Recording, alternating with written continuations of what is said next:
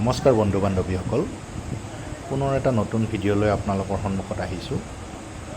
যিহেতু প্ৰথম খণ্ড ব্যাসৰ ওজাপালিত আপোনালোকে দেখা পাইছিলে, ব্যাসৰ ওজাপালিসকলে ধুনীয়াকৈ সাজি কাচি মঞ্চলৈ অহাৰ প্ৰস্তুতি চলাইছিলে।